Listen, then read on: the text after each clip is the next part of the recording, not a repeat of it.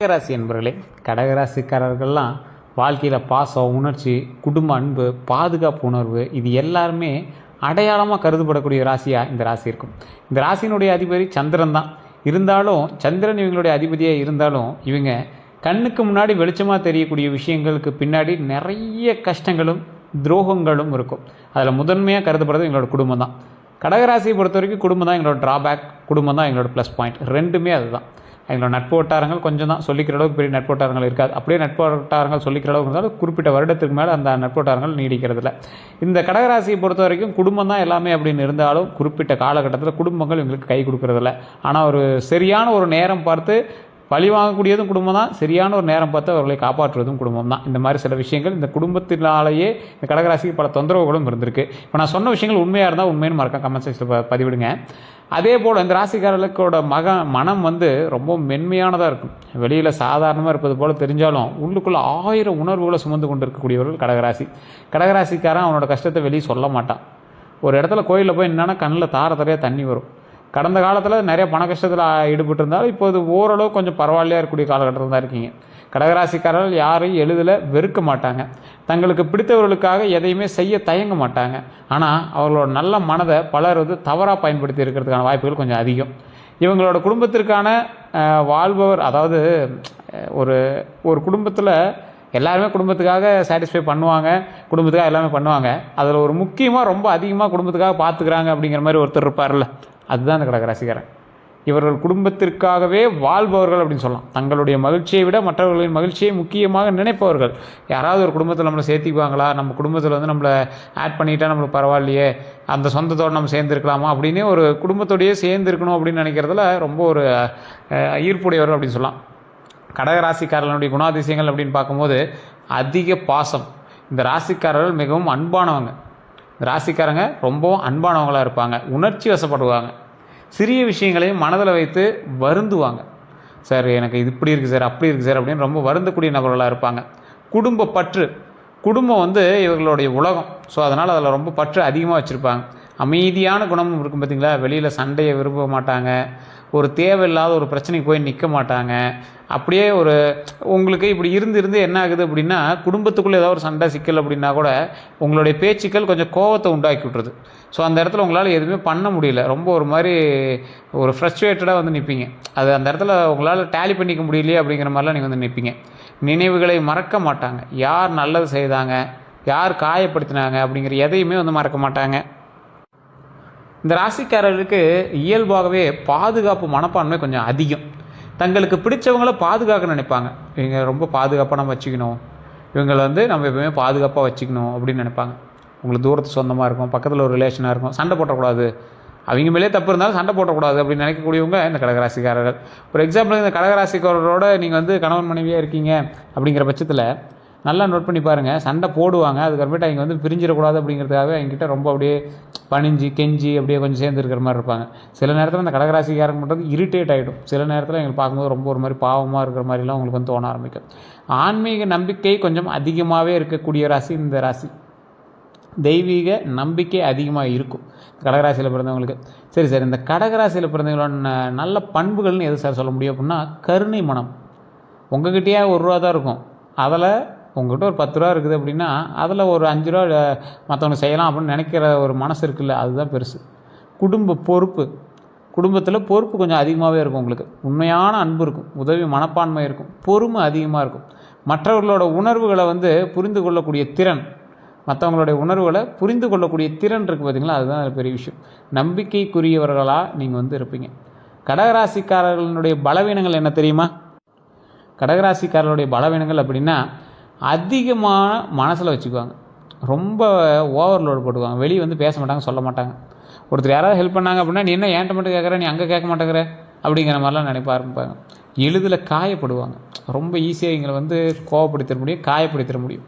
ஏதாவது ஒரு வார்த்தை சொன்னோன்னே டக்குன்னு மூஞ்சி அப்படியே சுருங்கிடும். யாரையுமே முழுமையாக நம்பிடுவாங்க. அதாவது யாரையும் முழுமையாக நம்பிடுவாங்க. அவங்க நம்பினவங்க இவங்களுக்கு கை கொடுப்பாங்களான்னு பார்த்தா கொஞ்சம் டவுட்டு தான். மன அழுத்தத்தை வெளியே சொல்ல மாட்டாங்க. இவங்களுக்கு மனசுக்குள்ளே இருக்கக்கூடிய பிரச்சனைகள் எதையுமே இவங்க வெளியே சொல்ல மாட்டாங்க. பழைய துரோகங்களை மறக்க முடியாது. பழைய துரோகங்கள் எதுவாக இருந்தாலும் இவங்களால் ரொம்ப மறக்க முடியாமல் அப்படியே தவிச்சிட்டே இருக்கக்கூடிய ஒரு ராசியாக இருப்பாங்க. பயம் மற்றும் பதட்டம் அதிகமாக இருக்கும் இந்த ராசியை பொறுத்த வரைக்கும். பயமும் பதட்டமும் ரொம்ப அதிகமாக இருக்கக்கூடிய நபர்களில் இவங்களும் ஒருத்தர். இதுவரை அவங்க வந்து அனுபவித்த துரோகங்கள் அப்படின்னா கடகராசிக்காரர்கள் வந்து வாழ்க்கையில் அதிகமாக அனுபவித்தது மன துரோகம் தான். அது என்ன சார் மன துரோகம் அப்படின்னு சொன்னால், ஒரு துரோகத்தை அனுபவிக்கிறோம் அப்படின்னா யாரோ தெரியாதவங்க மூலமாக அனுபவிக்கிறது வேறு, தெரிஞ்சவங்க மூலமாகவே அனுபவிக்கிறது ரொம்ப ஒரு கஷ்டம் தானே. குடும்ப துரோகம் அப்படிம்பாங்க. உறவினர்களால் மனவேதனை ஏற்பட்டிருக்கும். குடும்பத்தில் யாரோ ஒருத்தர்கிட்ட பணம் கொடுத்து அவங்க ஏதாவது ஒன்று சொல்லி, இல்லை வாய் தகராறு வாய் பேச்சு இந்த மாதிரி சில விஷயங்கள்னால டென்ஷன் ஆகி அதுக்கு தேவையில்லாமல் அது இதையும் நம்ம வந்து ஏதோ ஒன்று சப்போர்ட்டுக்காவது பேசி தானே ஆகணும் அப்படிங்கிற மாதிரி பேசி அதில் மாட்டிட்டு முடிக்கிறதெல்லாம் இந்த குடும்ப துரோகத்தில் தான் இணையுது. இந்த காதல் துரோகம் உண்மையான அன்புக்கு பதிலாக ஏமாற்றம் கிடைத்திருக்கக்கூடிய நபர்கள் நீங்கள் தான். நிறைய உங்களுக்கு ஏமாற்றங்கள் அதிகமாக சிக்கியிருக்கு. ஸோ அந்த மாதிரி விஷயத்தில் கொஞ்சம் எச்சரிக்கையாகவும் ஜாக்கிரதையாகவும் இருக்கலாம். அதே போல் உண்மையான அன்புக்கு பதிலாக ஏமாற்றம் கிடைக்கிறது கூட ஒரு பெரிய இது இல்லை. அதில் ஏமாற்றம் கிடைத்த பின்பு அவங்க இல்லைங்கிற மாதிரி சாதிப்பாங்க. இல்லை சார் நீ நல்லா தான் இருக்க, அவனுக்கு ஏமாற்றம்லாம் கிடையாதும்பாங்க. ஸோ அதெல்லாம் ஏற்றுக்கிறதுக்கான மனப்பக்குவம் உங்கள்கிட்ட இல்லை.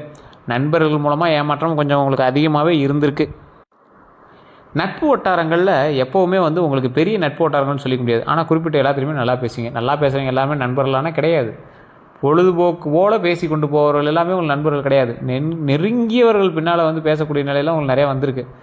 அதனாலேயோ என்னமோ நட்பு வட்டாரங்கள்கிட்ட நீங்கள் கொஞ்சம் நெருங்கி இருக்கிறதுக்கே வந்து பயப்படுறீங்க. பண விஷயத்தில் துரோகம் அதிகமாக இருக்குது. உதவி செய்கிறவங்க திரும்ப உதவாத அனுபவம். நம்பிக்கையை உடைதல்.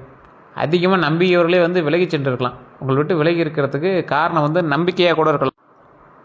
நம்பிக்கை உடைதல் அப்படிங்கிறது அதிகமான நம்பிக்கையை ஒரு விஷயத்து மேலே அதிகமான நம்பிக்கை வைக்கிறோம். நம்பியவர்களே விலகி சென்றிருக்கலாம் அப்படிங்கிறது ஒரு மிகப்பெரிய ஒரு ஆபத்தான ஒரு விஷயம் தானே. ஸோ அந்த மாதிரி விஷயத்தில் நம்பிக்கையை கொஞ்சம் கரெக்டாக மெயின்டைன் பண்ணிக்கோங்க. நீங்கள் மற்றவங்க மேலே வைக்கிற நம்பிக்கையை யோசிச்சு வைங்க. இது வந்து இந்த ராசிக்காரனுக்கு நான் ரொம்ப தெளிவாக சொல்கிறேன். கொஞ்சம் யோசித்து எது பண்ணாலும் பண்ணுங்கள். தற்போது இப்போ நடந்துட்டு இருக்கக்கூடிய முக்கியமான பிரச்சனை அப்படின்னா மனசோர்வுங்க. யாரும் புரிந்து கொள்ளவில்லை அப்படிங்கிற ஒரு உணர்வு. நீங்கள் ஒரு விஷயத்தை நல்லா தான் செய்வீங்க, ஆனால் பக்கத்தில் இருக்கிறவனே அதை புரிஞ்சிக்க மாட்டான். ஒரு குறிப்பிட்ட நேரத்தில் பக்கத்தில் இருக்கிறவனே அது வந்து நீ பண்ணுறது தப்பு அப்படிங்கிற மாதிரி சொல்லிடுவான். இதனால் உங்களுக்கு வந்து ஒரு மிகப்பெரிய மனசோர்வு உண்டாயிருக்கும். அது யாருமே புரிஞ்சிக்க முடியாது. அந்த மாதிரி ஒரு உணர்வு வந்து ஏற்படுத்தி கொடுத்துருக்கும். பண நெருக்கடி. வருமானம் இருந்தாலும் செலவு அதிகமாக இருக்குங்க. பண நெருக்கடி, வருமானம் இருந்தாலும் செலவு உங்களுக்கு கொஞ்சம் அதிகமாக இருக்கும். குடும்ப பிரச்சனைகள் வந்து உறவுகளில் புரியாமல் இருக்கும். வேலை அழுத்தம் இருக்கும்.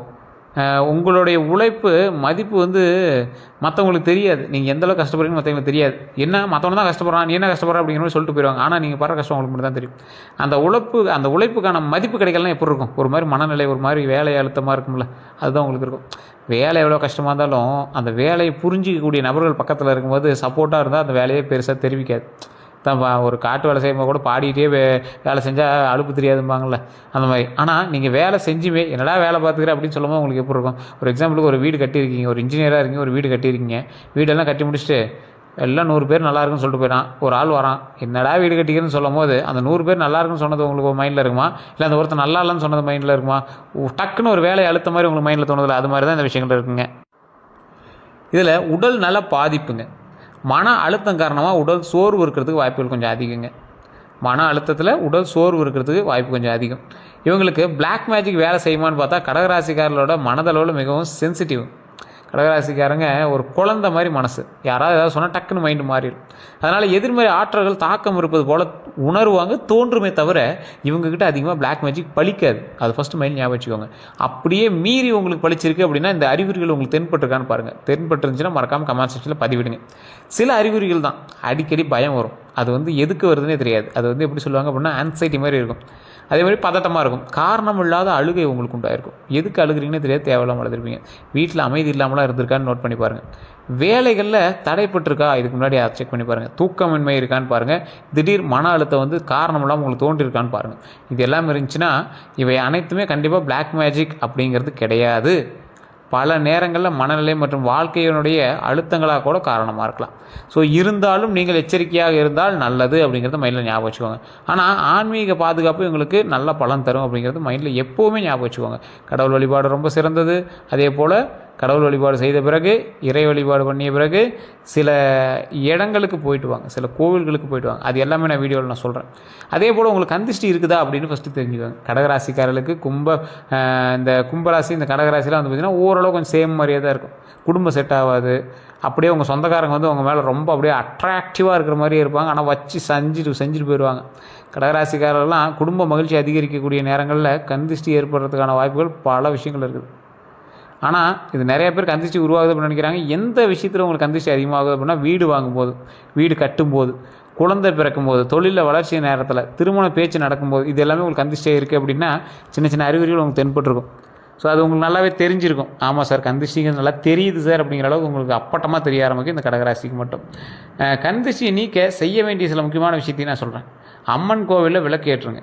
அம்மன் கோவிலில் விளக்கேற்றுங்க. கற்பூர தீபம் ஏற்றுங்க.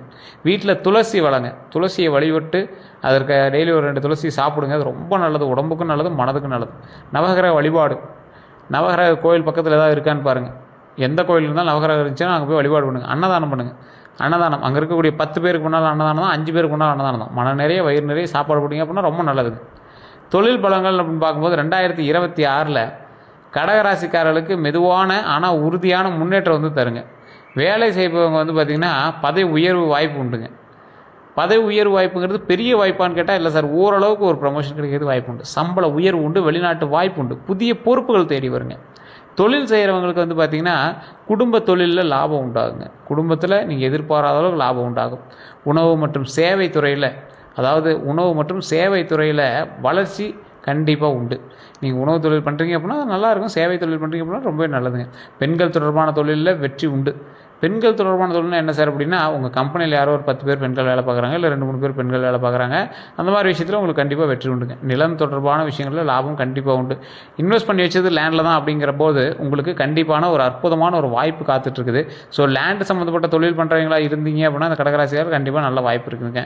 இதில் லேண்டு தொழில் பண்ணுறது மட்டும் இல்லை, கொஞ்சம் ட்ராவல் சம்மந்தப்பட்ட தொழில் தான் இந்த கடகராசியார் பண்ணுவீங்க. ஒன்றே உங்கள் சொந்த ஊர் விட்டு வெளியே இருப்பீங்க, இல்லை டெய்லி கொஞ்சம் வெளி மாவட்டங்களுக்குலாம் போயிட்டு வர மாதிரி தான் நீங்கள் வந்து தொழில் பண்ணுவீங்க.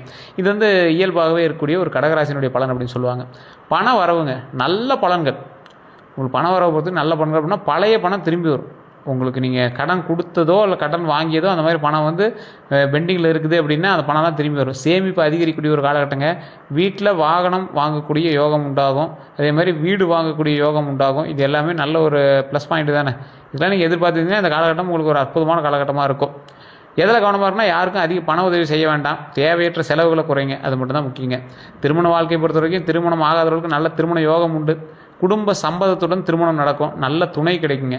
திருமணம் ஆனவங்களுக்கு உறவு மேம்படுங்க. பழைய சண்டைகள் குறையும். குடும்ப அமைதி அதிகரிக்குங்க. எதில் நீங்கள் கவனமாக இருக்கணும் அப்படின்னா, அதிக உணர்ச்சி வசப்பட வேண்டாங்க. பழைய விஷயங்களில் மீண்டும் பேச வேண்டாம். அதனால் அதில் கொஞ்சம் கவனமாக இருங்க. குழந்தைகள் பற்றிய பலன்கள் என்ன அப்படின்னா, நிறைய பேர் எதிர்பார்த்து கேட்டுட்ருக்கிறது. குழந்தைகளால் மகிழ்ச்சி உண்டு. கல்வியில் முன்னேற்றம் உண்டுங்க. குழந்தை பாக்கியம் கண்டிப்பாக உண்டு. வெளிநாட்டு கல்வி வாய்ப்பு இருக்குதுங்க. அதனால் நீங்கள் கவலைப்பட தேவையில்லை. அதே போல் உறவு நலம் அப்படின்னு சொல்லுவாங்க. உறவு நலம், உடல் நலம். உடல் நலத்தை கவனமாக வச்சுக்கோங்க. உறவுகள் சில நேரத்தில் உங்கள்கிட்ட கொஞ்சம் நெருங்கி வருவாங்க. கொஞ்சம் நல்ல உறவுகளாக அவங்களால உங்களுக்கு பயன் இருக்குதா அதெல்லாம் தெரிஞ்சுக்கிட்டு பக்கத்தில் வச்சுக்கோங்க. உடல் நலத்தில் பொறுத்த வரைக்கும் கவனிக்க வேண்டியவை அப்படின்னா, மன அழுத்தத்தை கொஞ்சம் சரி பார்த்துக்கோங்க. வயிறு சம்மந்தமான பிரச்சனைகள் அந்த மாதிரி விஷயத்தில் கொஞ்சம் எச்சரிக்கையாக இருந்துக்காங்க. தூக்கமின்மை இல்லாமல் நல்லா தூங்கி எழுந்திரிங்க. மார்பு மற்றும் சளி பிரச்சனை எல்லாம் பார்த்துக்கோங்க. செய்ய வேண்டிய விஷயங்கள் அப்படின்னு பார்த்தீங்கன்னா, தியானம் பண்ணுங்கள், யோகா பண்ணுங்கள், நிறைய தண்ணி குடிங்க, நல்லா தூங்கி எழுந்திரிங்க. நேரமாக நல்லா தூங்கி எழுந்திரிங்க. அதை மட்டும் மைண்டில் நல்லா ஞாபகம் வச்சுக்கோங்க. காதல் வாழ்க்கையை பொறுத்த வரைக்கும் கடகராசிக்காரர்களுக்கு காதல்களில் உயிரோடு இருப்பாங்க. ரொம்ப ஒரு உயிர் வந்து ரொம்ப டீப்பாக உயிரோட்டமாக இருக்கக்கூடிய ஒரு ஆளாக இருப்பீங்க. 2026 பலன்களை பொறுத்த வரைக்கும் பழைய காதல் மீண்டும் வருங்க.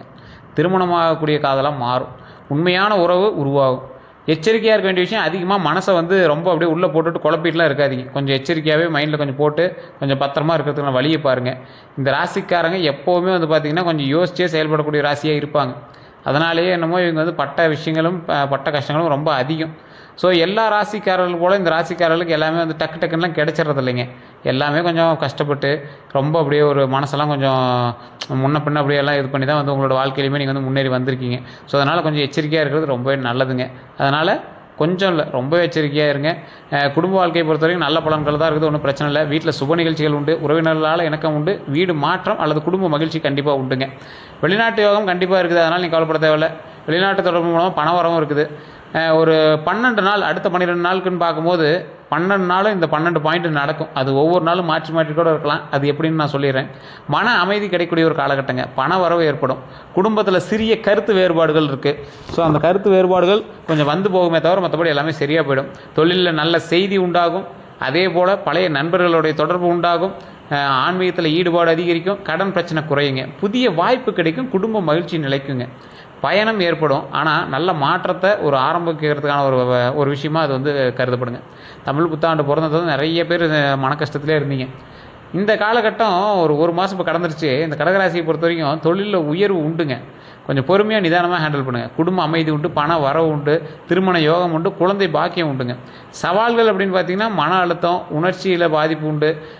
நம்பிக்கை துரோகம் வந்து உங்களுக்கு எப்பயுமே காமனாக நடக்கிற ஒரு விஷயம். அதை கொஞ்சம் எச்சரிக்கையாக இருங்க. எந்த தெய்வத்தை வணங்கினா நல்லது அப்படின்னா அம்மன் தெய்வம் வழங்கினீங்கன்னா கடகராசிக்காருக்கு எப்பவுமே ரொம்ப நல்லது. குடும்ப பாதுகாப்பு கண்டிப்பாக உண்டு. சிவபெருமான் வழங்கினீங்க அப்படின்னாலும் மன அமைதி கண்டிப்பாக கிடைக்கும். பெருமாள் வழிபாடு எப்போவுமே பணம் மற்றும் குடும்பத்துக்கு முன்னேற்றத்தை உண்டாக்கி கொடுக்கும். முருகப்பெருமான் வழிபாடு தைரியத்தை அதிகரித்து கொடுக்குங்க. செய்ய வேண்டிய பரிகாரம் அப்படின்னு பார்த்தீங்கன்னா திங்கட்கிழமை சிவன் வழிபாடு. சந்திர தோஷம் வந்து குறையும். அதே போல் பால் அபிஷேகம் மன அமைதியை கொடுக்கும். அன்னதானம் பண்ணுங்க. ஒரு 10 பேருக்காவது இல்லை ஒரு 5 பேருக்காவது ஒரு குண்டாவளியாக போட்டு கொண்டு போய் ஒரு கரண்டியில் வலிச்சு கொடுங்க. அது ரொம்ப நல்லது. பண தடைகளை வந்து குறைக்கும். அது கற்பூர தீபம் ஏற்றி வழிபடும் போது எதிர்மறை ஆற்றல் உங்களுக்கு குறையும். அது வீட்டில் பண்ணாலும் சரி, கோவிலில் பண்ணாலும் சரி. துளசி வழிபாடு வீட்டில் அமைதி அதிகரிக்கும். அது கண்டிப்பாக ட்ரை பண்ணுங்கள். எந்த விஷயத்தில் நீங்கள் எச்சரிக்கையாக இருக்கணுங்கிறது நான் முன்னாடியே சொன்னேன், திரும்பவும் சொல்கிறேன். எல்லாரையும் முழுமையாக நம்ப வேண்டாம். மன அழுத்தத்தை உள்ளே வச்சுக்கவே வேண்டாம். பண விஷயத்தில் கவனமாக இருங்க. உறவுகளில் பாதுகாக்க வேணும் அப்படிங்கிறது மைண்டில் ஞாபகம் வச்சுக்கோங்க. தொழிலில் பொறுமை ரொம்ப அவசியங்க. அதை மைண்டில் ஞாபகம் வச்சுக்கோங்க. கடகராசிக்காரர்களோட வாழ்க்கையிலோட உண்மையான ஒரு விஷயம் என்ன அப்படின்னா, நிறைய காயங்களை உள்ளே வச்சுருப்பீங்க. நிறைய காயங்கள். பலர் கஷ்டப்பட்டு நிறைய பேர் உங்களை கஷ்டப்படுத்தி பல நேரங்களில் தங்களுடைய கஷ்டங்களை யாரிடமே பகிர்ந்து கொள்ள மாட்டாங்க. இவங்கெல்லாம் வந்து மன அமைதி மற்றும் வாழ்க்கையுடைய முன்னேற்றத்தை தரக்கூடிய வருடமாக இனி வரக்கூடிய காலகட்டங்கள் அமையுது. அதனால் நீங்கள் கவலைப்பட தேவையில்லை. முக்கியமாக சொல்லணும் அப்படின்னா கடந்த கஷ்டங்கள் குறையும். குடும்ப அமைதி அதிகரிக்கும். தொழிலில் முன்னேற்றம் உண்டுங்க. பணநிலை உயர்வு உண்டு. நல்ல மனிதர்கள் உங்கள் வாழ்க்கையிலே வருவாங்க.